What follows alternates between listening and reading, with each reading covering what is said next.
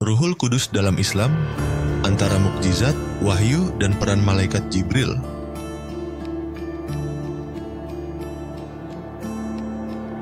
Istilah Ruhul Kudus sering muncul dalam Al-Quran, namun sering pula disalahpahami, terutama ketika dibandingkan dengan konsep Roh Kudus dalam agama Kristen.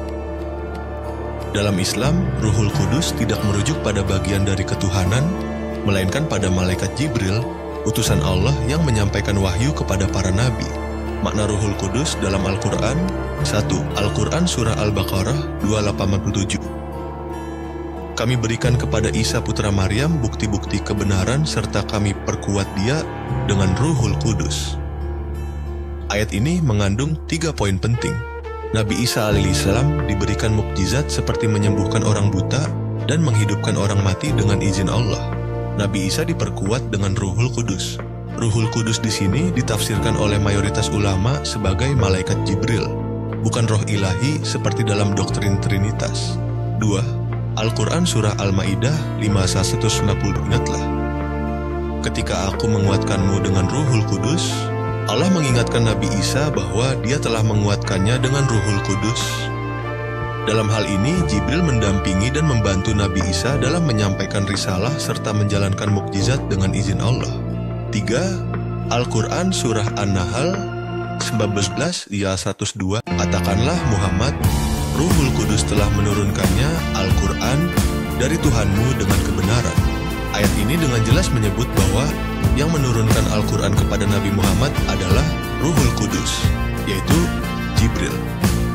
Ini menunjukkan bahwa peran Jibril tidak hanya terbatas pada satu nabi, tetapi berkelanjutan sebagai pembawa wahyu sejak zaman para nabi terdahulu.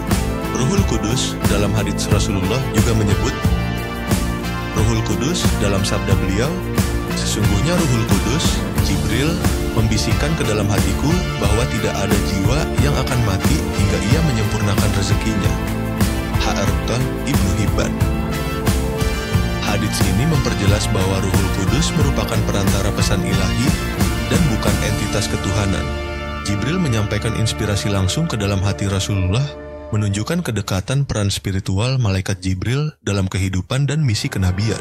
Tafsir dan hikmah dari Al-Quran: Allah mengutus banyak nabi dan kitab Allah, menurunkan Taurat kepada Nabi Musa, dan setelahnya mengutus banyak nabi kepada Bani Israel. Daud, Sulaiman, Ilyas, Zakaria, Yahya, dan lainnya.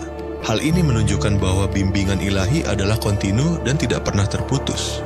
Bani Israel mendustakan para nabi. Meskipun Allah mengutus nabi-nabi dan memperkuat mereka dengan mukjizat, sebagian besar kaum Bani Israel mendustakan dan bahkan membunuh mereka.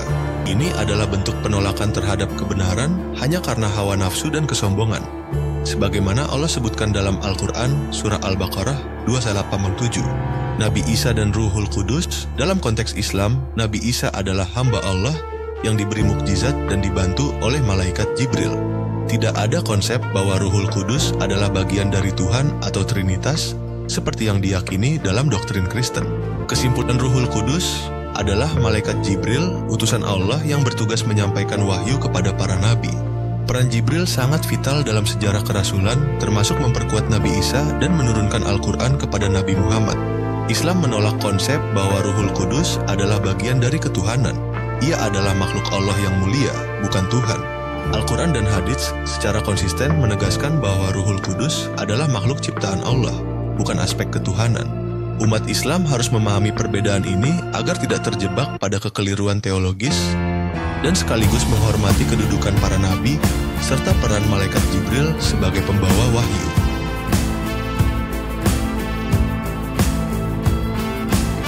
Pemahaman yang tepat tentang Ruhul Kudus dalam Islam membuka wawasan bahwa bimbingan Allah selalu hadir melalui para nabi dan malaikatnya.